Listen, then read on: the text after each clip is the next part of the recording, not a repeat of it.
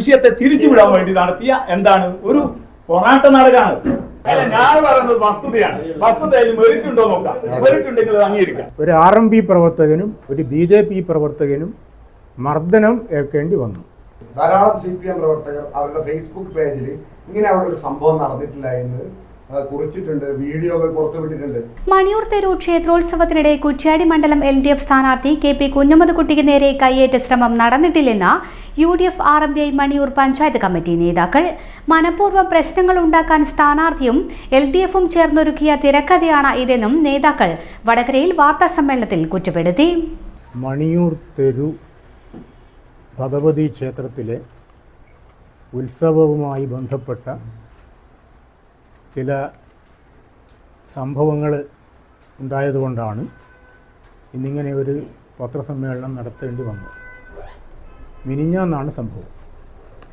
മിനിഞ്ഞാന്ന് ഈ മണിയൂർ തെരു ഭഗവതി ക്ഷേത്രത്തിൽ ധാരാളം ആളുകൾ, ആയിരക്കണക്കിന് ഭക്തജനങ്ങൾ പങ്കെടുക്കുന്ന ഉത്സവമാണ്. ഒരു വെയിലത്ത് ഭക്തജനങ്ങൾ ഇളനീർ വരവ്, എണ്ണവരവ് അങ്ങനെയുള്ള വരവുകളായി അതിൻ്റെ സമീപത്തെ മുതുവന, കുന്നത്തുകര, മണിയൂർ, കുറുന്തോടി അങ്ങനെയുള്ള ഭാഗങ്ങളിൽ നിന്നുള്ള വരവുകൾ വരും.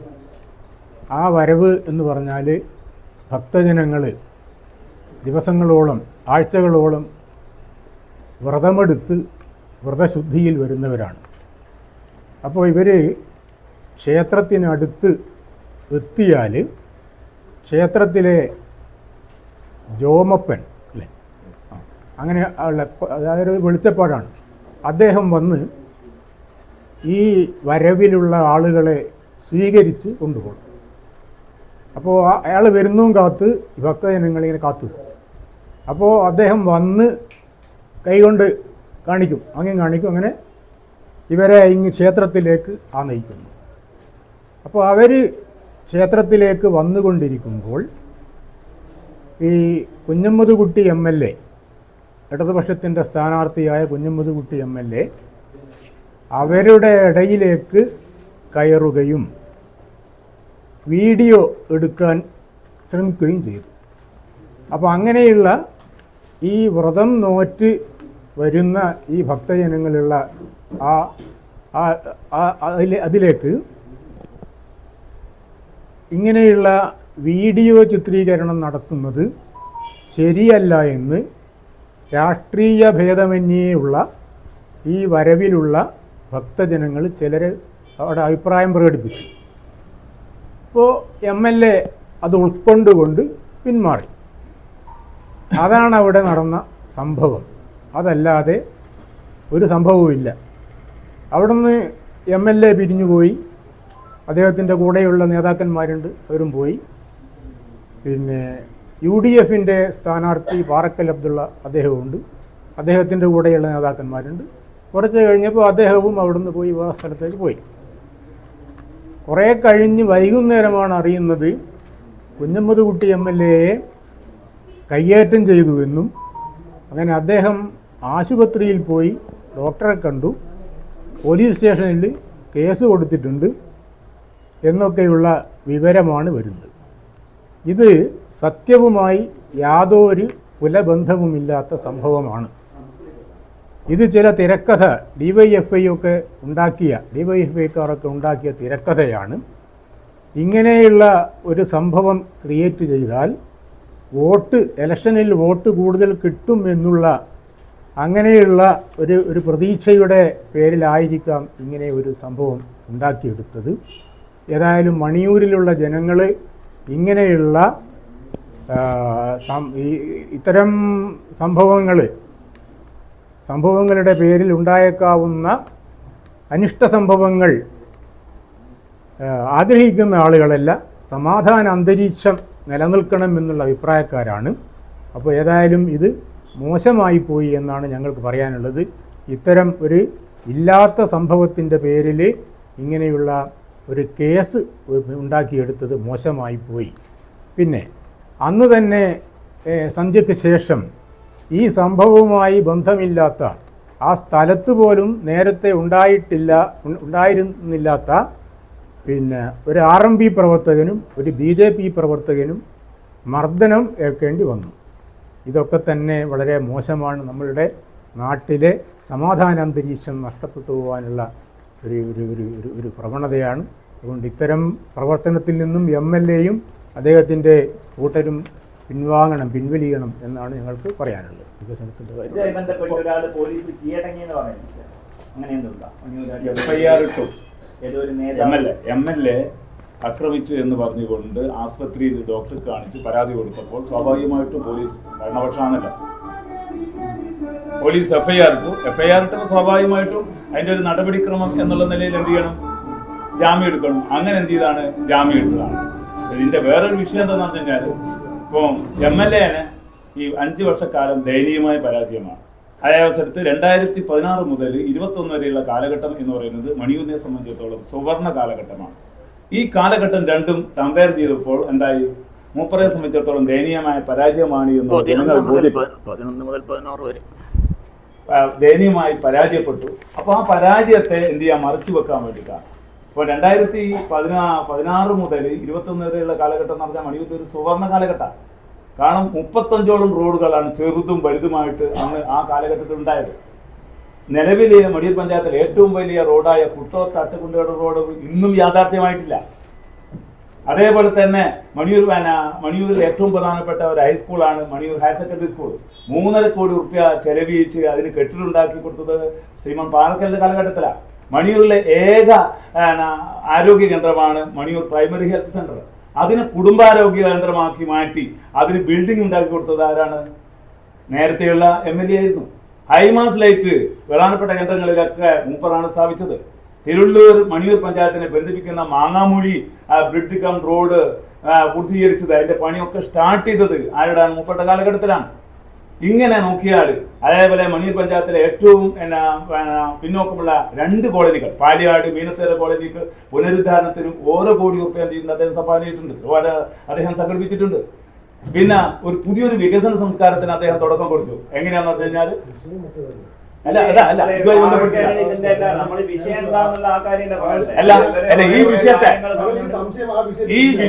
ഈ വിഷയത്തെ മാറ്റിമറിക്കാൻ വേണ്ടി ഉണ്ടാക്കിയ ഒരു തിരക്കഥയാണ് എന്നാണ് നമ്മൾ പറഞ്ഞിട്ടുള്ളത്.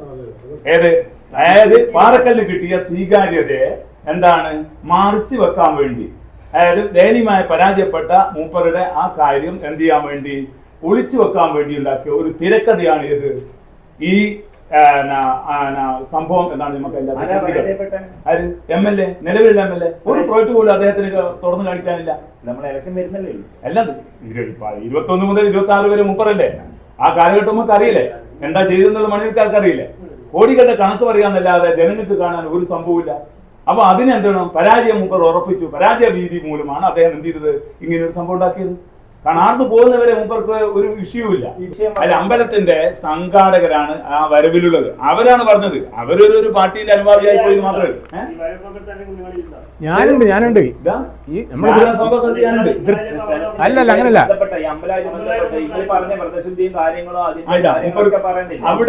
അവിടെ എത്തുന്ന ഒരു വരവാണ് കല്ലേരിക്കൽ വരവ്. ആ കല്ലേരിക്കൽ വരവ് ക്ഷേത്രത്തിന്റെ പ്രധാനപ്പെട്ട ഒരാളാണ് ആര്? കണാർ മാഷ്. അദ്ദേഹം പറയൂ. ഇനി നേരത്തെ ഒരു സംഭവം ഉണ്ടായിട്ടുണ്ട്. മുല്ലപ്പള്ളി രാമചന്ദ്രൻ ഇതേപോലെ മത്സരിക്കുന്ന സമയത്ത് എന്ത് ചെയ്തു എന്ന് പറഞ്ഞാൽ ഈ കല്ലേരിക്കൽ ക്ഷേത്രത്തിലേക്ക് വന്ന സമയത്ത് അദ്ദേഹത്തെ തടഞ്ഞ സമയത്ത് മൂപ്പർ തിരിച്ചുപോയി. അതൊരു വിഷയം ഉണ്ടാക്കാൻ അദ്ദേഹം എന്ത് ചെയ്തില്ല, തിരിഞ്ഞില്ല.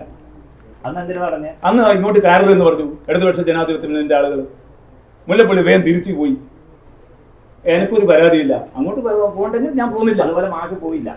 മാഷോട് പറഞ്ഞു ഇങ്ങനെ ഒരു വിഷയമുള്ളതാണ്. മാഷ് അത് ഉൾക്കൊണ്ടു. മാഷൊക്കെ തിരിച്ചു പോവുകയും ചെയ്തു. മാഷാടെ ഒരു വിഷയം ഉണ്ടാക്കിയിട്ടില്ല.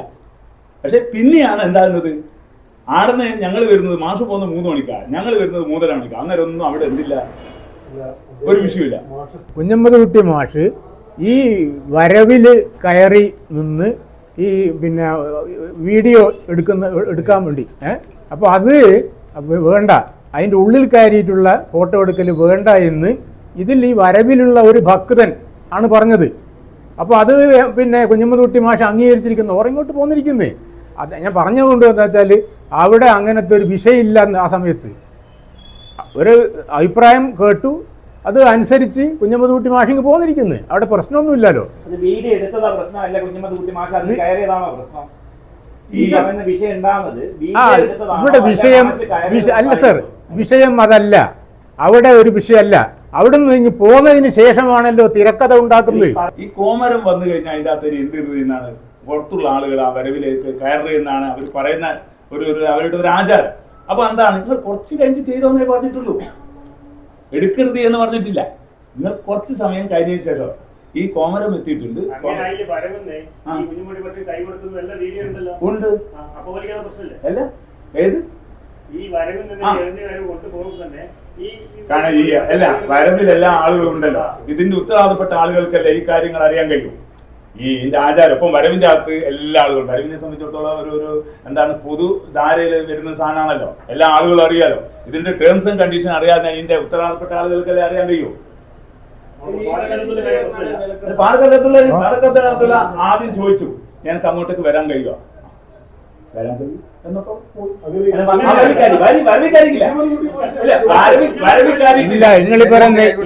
വരവിക്കാരാണോ ഇത് നിൽക്കാനോ ആര് തയ്യാറായിട്ടില്ല. പാലക്കൽ എന്ത് ചെയ്തില്ല, പോയില്ല. പാലക്കൽ നേരെ മുമ്പിൽ വന്നിട്ട് ചോദിച്ചു അങ്ങോട്ട് കയറുന്നതിന് ബുദ്ധിമുട്ടുണ്ടോ ഞാൻ ഇങ്ങോട്ട് നിൽക്കാം. അങ്ങനെ ചോദിച്ചിട്ടേ പോയിട്ടുള്ളൂ. ഇനി പോണ്ടെന്ന് പറഞ്ഞിട്ടുണ്ടേ നേരെ തിരിച്ചു പോരും. മാഷും അതേ ഉൾക്കൊണ്ടത്. മാഷോട് പറഞ്ഞിട്ട് ആര് ഇതിന്റെ പ്രധാനപ്പെട്ട ആളുകൾ ഉണ്ടാവില്ല ഈ വരവിന് മുമ്പിലും നിങ്ങൾക്ക് അറിയുന്നതാണല്ലോ വരവ്.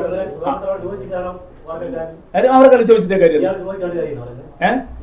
ഇയാൾ എങ്ങനെ കാര്യം നമുക്ക് പറയാം. അങ്ങനൊന്നുമല്ല. ഇവിടെ ഇങ്ങനെ ആയിരക്കണക്കിന് ഭക്തജനങ്ങളുള്ള ഒരു വലിയ ഒരു സ്ഥലമാണ്.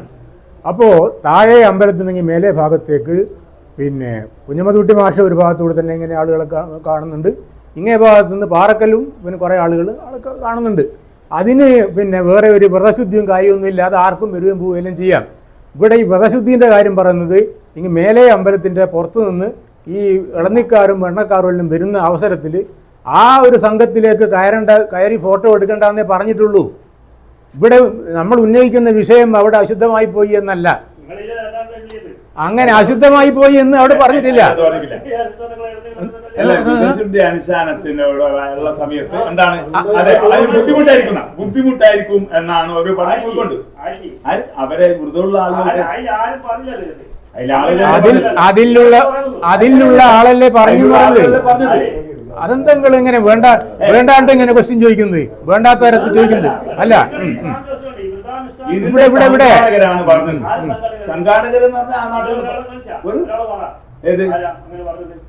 അവിടെ സംഘാടകരെല്ലാം UDF ഏറ്റെടുത്താൽ ഇതൊരു കലാപത്തിനേക്ക് ആഹ്വാനം ചെയ്തപ്പോൾ ഒരു പൊതുപ്രവർത്തകൻ എന്നുള്ളതിലല്ല ഞങ്ങൾ അതിനെ കുറിച്ച് അതിൽ ഇടപെടുന്ന കാര്യം ഒന്നുമില്ല. ഇതിപ്പോ പത്രസമ്മേളനം നടത്തുന്ന ആരാ? UDF ആണ് നടത്തുന്നത്. അപ്പൊ UDF ഇത് പറയുന്നത് അല്ല, UDF പറഞ്ഞത് കലാപം നടന്നു, ഇതുമായി ബന്ധപ്പെട്ട അക്രമം നടന്നു. ഒരുത്തൻ പിടിച്ച് അടിച്ചു ബൈക്കിൽ വരുന്ന ഇതൊന്നും പങ്കെടുക്കാത്ത ചങ്ങായിനാ. ഓൺ ഹോസ്പിറ്റലിൽ ഡോക്ടറെ കാണിച്ചു തിരിച്ചു വന്നു. ഓന്റെ ഇനി ഈ വീഡിയോന്റെ അകത്ത് ഇങ്ങനെ പറഞ്ഞില്ല, അങ്ങനെ നടന്നില്ല. ഓന്റെ വീട്ടിൽ സൈബർ ആക്രമണം നടക്കുകയാണ്. ഞാനെ സംബന്ധിച്ചിടത്തോളം ആടെ പോയതോ എന്നതല്ല വിഷയം. ഈ വിഷയത്തെ എന്താക്കി രാഷ്ട്രീയവൽക്കരിച്ചുകൊണ്ട് മണിയൂര് കരുതി കൂട്ടി പ്രശ്നം ഉണ്ടാക്കാൻ വേണ്ടി ആര് ശ്രമിച്ചു? MLA ശ്രമിച്ചു എന്നതാണ് ആരുടെ വിഷയം. MLA പ്രശ്നം ഉണ്ടാക്കരുതെന്നല്ല ശരിക്കും പറഞ്ഞത്. പ്രശ്നം ഉണ്ടാക്കരുതെന്നാണ് പറഞ്ഞത്. എന്നാ ഈ ഒരു ബൈക്കിൽ കൃത്യമായിട്ട് MLA എടുത്ത് പറയുന്നുണ്ട്, ബന്ധപ്പെട്ട് ഒരു വിഷയങ്ങളോ കാര്യങ്ങളോ നമ്മളെ ഇലക്ഷനാണ് വരുന്നത്, നിങ്ങൾ പല രീതിയിൽ പ്രകോപിപ്പിക്കും, അതിലൊന്നും വീഴാൻ പാടില്ല എന്ന് MLA കൃത്യമായിട്ട് പറയും. MLA ഡോക്ടർ കാണിക്കാൻ മാത്രം എന്തെങ്കിലും സംഭവം ഉണ്ടായി? എന്നെ അടിച്ചു കഴിഞ്ഞു, എന്നെ ഭീഷണിപ്പെടുത്തി, എന്നെ എന്താ മനഃപൂർവ്വം ചെയ്തു എന്നൊക്കെ എന്താണ് രാഷ്ട്രീയവൽക്കരിച്ച MLA അല്ലേ? MLA അന്നേരം പറയട്ടെ എനിക്ക് ഇങ്ങനെ സംഭവിച്ചിട്ടുണ്ട്. അല്ല അവിടെയുള്ള സംഘാടകരോട് പറയണം, ഇതുമായി ബന്ധപ്പെട്ട് ഇവർ ചെയ്തത് ശരിയല്ല എന്നുള്ള ആരോട് പറയണം? ആ വരവ് നേരത്തെ കൊടുത്ത ആളുകളോട് പറയട്ടെ. ഏത് ഇയാള് കഴിഞ്ഞ ഇലക്ഷൻ ഇയാള് LDF ഈ ഇലക്ഷനല്ല, പഞ്ചായത്ത് ഇലക്ഷൻ, കഴിഞ്ഞ പഞ്ചായത്ത് ഇലക്ഷൻ ഇത് നോക്ക് വിജയം നടന്നത്. അയ്യോ നിങ്ങൾ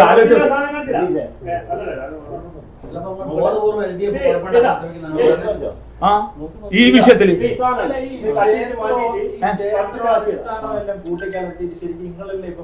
ഞാനാണോ MLA അല്ലേ പ്രശ്നം ഉണ്ടാക്കാൻ ശ്രമിച്ചത്? മണി കുറുന്തോടിയിൽ ഇപ്പം പോലീസ് വണ്ടി കിടക്കുന്ന വണ്ടി കിടക്കുന്നു ഇപ്പൊ ഉണ്ട്, വലിയ വണ്ടി. എന്തിനാ വണ്ടിയാണ്? ഇലക്ഷൻ സമയത്ത്. നിങ്ങൾ ആലോചിച്ച് നോക്കൂ, ഇപ്പം വണ്ടിയുണ്ട്, കുറുന്തോടി വണ്ടിയുണ്ട്, ബൈക്കിൽ വന്നതാണ് ഒരു BJP-കാരനെ പിടിച്ചടിച്ചത്. വലിയ പ്രകടനം നടന്ന എന്താ, വലിയ മോശമായ മുദ്രാവാക്യം ഉയർത്തിക്കൊണ്ടാണ് എന്ത് ചെയ്തത്, പ്രകടനം നടത്തിയത്. ആ പ്രകടനത്തിൽ കൂടി ഒരു വണ്ടി തിരിച്ചു വരുന്നവരാണ് ഓലെ പിടിച്ചടിച്ചത്. എന്നിട്ട് എന്താ നിങ്ങൾ ഇങ്ങനെ പറയുന്നത്? നിങ്ങൾ ഇതിന്റെ ഒരു സ്പിരിറ്റ് ഉൾക്കൊള്ളണം, അല്ലാതെ നിങ്ങൾ എന്താണ് ഇതിനെ ദുർവ്യാഖ്യാനം ചെയ്യുന്നത് ശരിയല്ല നമുക്ക് നിങ്ങളോട് പറയാനുള്ളത്. നമ്മൾ ഇതിന്റെ ഒരു സ്പിരിറ്റ് എന്താണെന്ന് പറഞ്ഞാൽ, മണിയൂർ എന്ന് പറയുന്നത് മതേതരത്വത്തിന്റെ എന്താണ് ഈറ്റിലമാണ്. ക്ഷേത്രത്തിലെ ഉത്സവം എന്ന് പറയുന്നത് അടുത്ത എല്ലാ വിഭാഗം ആളുകളും പങ്കെടുക്കുന്ന ഉത്സവമാണ്. ആ ഉത്സവത്തിന്റെ അകത്ത് അങ്ങനെ വകതിരിവൊന്നും ഞാൻ കാണലില്ല, ഇതുവരെ നടന്നിട്ടില്ല. പക്ഷെ അവിടെ എന്താണ്, ചില സമയത്ത് വിധശുദ്ധിയുമായി ബന്ധപ്പെട്ട കാര്യങ്ങളൊക്കെ പറയുമ്പോൾ അത് ഉൾക്കൊള്ളു പോവുകയും ചെയ്യാം. പിന്നെ പോയിട്ട് എന്ത് ചെയ്യാം, അതിന്റെ പേരിൽ കലാപുണ്ടാക്കുന്നത് ശരിയല്ല. അപ്പൊ ഞാൻ പറഞ്ഞു വന്നെന്താ, ഇത് പരാജയപ്പെട്ട ഒരു MLA എന്താണ് ഈ അടുത്ത തെരഞ്ഞെടുപ്പിൽ വീണ്ടും എന്താവും തോക്കും എന്നറിഞ്ഞപ്പോൾ എന്ത് ചെയ്യാം, വിഷയത്തെ തിരിച്ചുവിടാൻ വേണ്ടി നടത്തിയ എന്താണ് ഒരു പോരാട്ട നാടകമാണ്. നേരത്തെ എന്താണ് ആരോഗ്യമന്ത്രി കണ്ണൂർ ചെയ്ത പോലെ, കാഫി സ്ക്രീൻഷോട്ട് പോലെയുള്ള കാര്യങ്ങൾ എന്താണ് വിഷയത്തിൽ നിന്ന് തിരിച്ചുവിടാൻ വേണ്ടി നടത്തിയ ഒരു തിരക്കഥയാണ്. അസമാനം 100% മൂപ്പർ LDF അങ്ങനെയാണ് അവിടുന്ന് പറയണ്ടേ. നമ്മൾ എന്നൊക്കെ ഒരു ഉന്ത് കിട്ടിയാൽ എന്താന്ന് പറഞ്ഞാൽ ആ എന്നെ ഉന്തിക്കാതെ അവിടെയുള്ള ക്ഷേത്ര കമ്മിറ്റിന്റെ ആളുകൾ ഇന്നും ആ സംഭവം അറിയില്ല. ക്ഷേത്രത്തിന്റെ ഉത്തരവാദിത്തപ്പെട്ട ആളുകൾ ഇത്രയും വലിയ കുഞ്ഞമ്മൂട്ടി മാഷെ പോലത്തെ MLA ഒരു തള്ളു കിട്ടിയെന്നുള്ള നിങ്ങളോട് പറയേണ്ട ആവശ്യം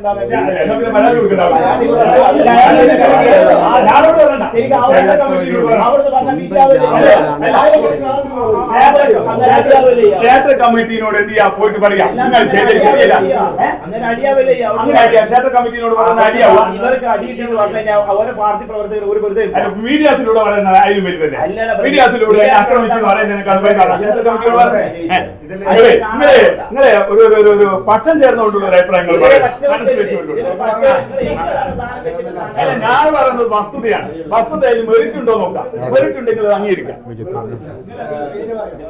പ്രവർത്തകരെ ഇതിനെ തള്ളിക്കളഞ്ഞിട്ടുണ്ട്. ധാരാളം CPM പ്രവർത്തകർ അവരുടെ ഫേസ്ബുക്ക് പേജിൽ ഇങ്ങനെ അവിടെ ഒരു സംഭവം നടന്നിട്ടില്ല എന്ന് കുറിച്ചിട്ടുണ്ട്, വീഡിയോകൾ പുറത്തുവിട്ടിട്ടുണ്ട്.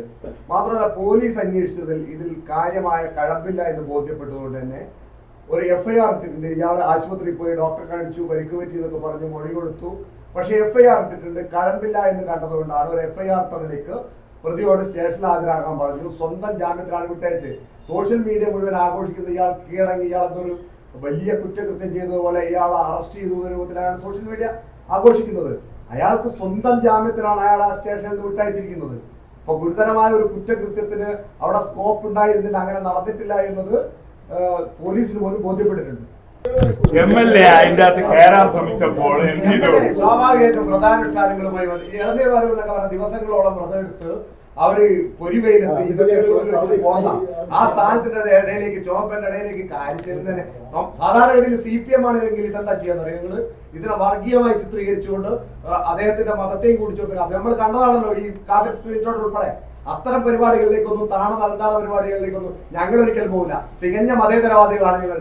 അദ്ദേഹത്തിന് അവിടെ പ്രവേശിക്കാം, പക്ഷെ അതിരുവിട്ട തെരഞ്ഞെടുപ്പ് പ്രചരണ വീഡിയോകൾ ചിത്രീകരിക്കാനുള്ള അദ്ദേഹത്തിന്റെ ശ്രമമാണ് ഇതിൽ കലാശിച്ചത് എന്നുള്ളതാണ് ഞങ്ങൾക്ക് പറയാനുള്ളത്. ഇതുപോലെ നല്ല സുന്ദരിയായിരിക്കണം. അപ്പോ കല്യാണ പെണ്ണോ? അത് ചിറ്റപ്പന്റെ ഇഷ്ടം. ഇത് മതിയോ? ചിറ്റപ്പ. പാർക്കോ ഗോൾഡ് ആൻഡ് ഡയമണ്ട്സ്.